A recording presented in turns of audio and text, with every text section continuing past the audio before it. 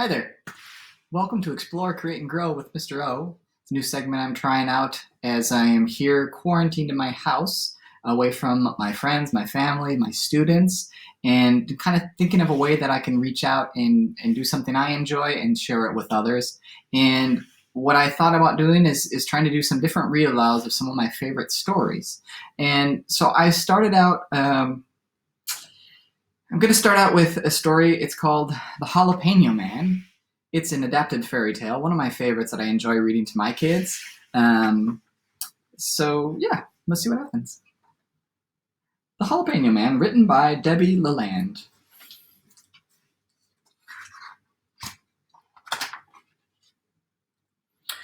Way down south in a small Texas town called Salsa, where the sun sets but the heat never rests, where fire ants build mounds as big as houses and the Rio Grande River runs hotter than lava, lived a little old rancher and his wife. And being as everything was so hot in Salsa, when the little old rancher's wife went to bake a special gingerbread surprise for her husband, she gathered the spiciest jalapeno and chili pekin peppers she could find.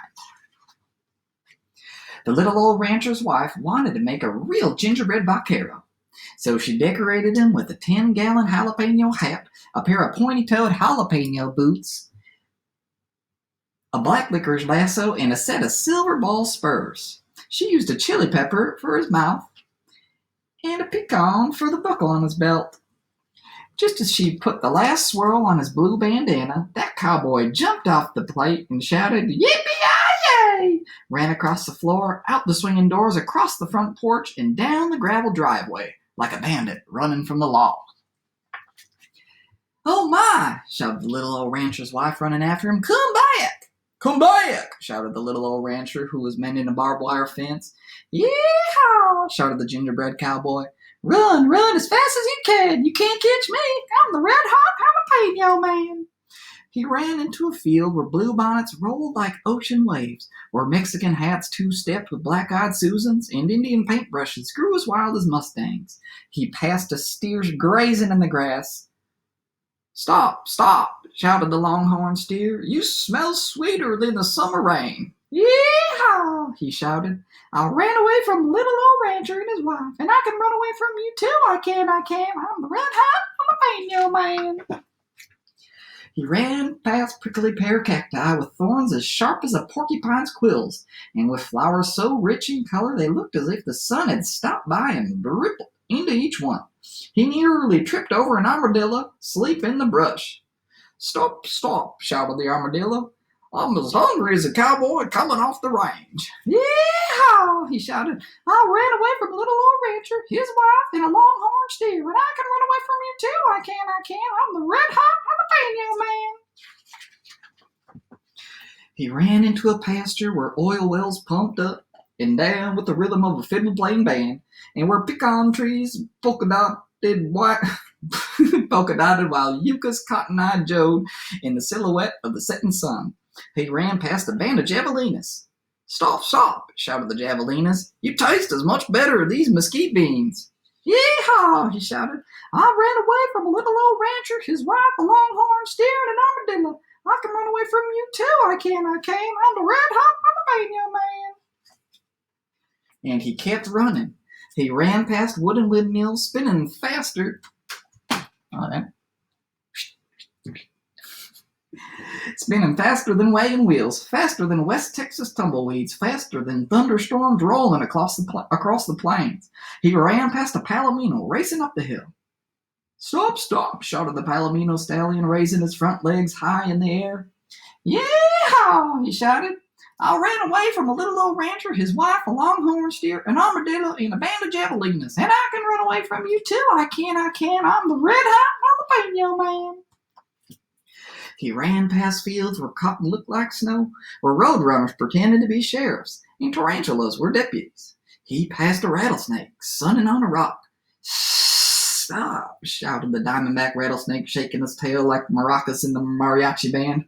"I could swallow you whole." "Yee-haw!" he shouted.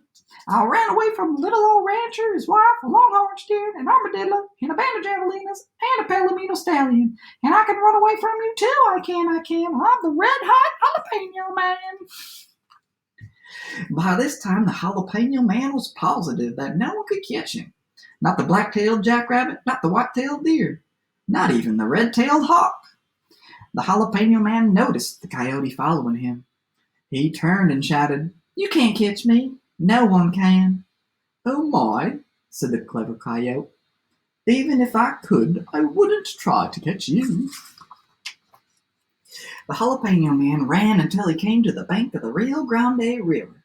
He didn't dare jump into the water. Oh no, if he did, he would crumble faster than a mockingbird changes songs when she sings. But if he didn't cross that river, the posse would catch him, as sure as a horned toad catches flies for breakfast. "Jump on my tail, and I'll swim across with you," the coyote offered with an innocent grin. The jalapeno man jumped on the coyote's tail. The coyote slid into the river. As they reached the middle of the river, the coyote said, "It's getting deeper. Maybe you should climb onto my back." The little jalapeno man jumped on the coyote's back, and when they were nearly to the other side of the river, the coyote said, "You might get wet. Maybe you should jump onto my nose." The jalapeno man jumped onto the coyote's nose. As soon as the coyote stepped out of the river, he threw his head back and flipped the jalapeno man like a bucking bronco, tossing a buckaroo off his back.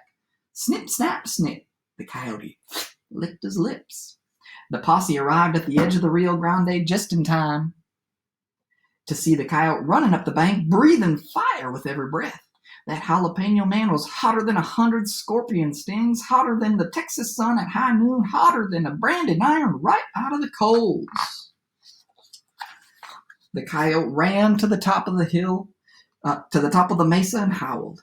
He howled all through the night until he nearly melted the moon. He had some bad jalapeno breath. "I'll walk a mile across burning coals," said the coyote. "I'll sit on 1,000 cacti, but as long as I live, I'll never, ever eat another jalapeno man again." Thanks for listening. Have a great day. Bye.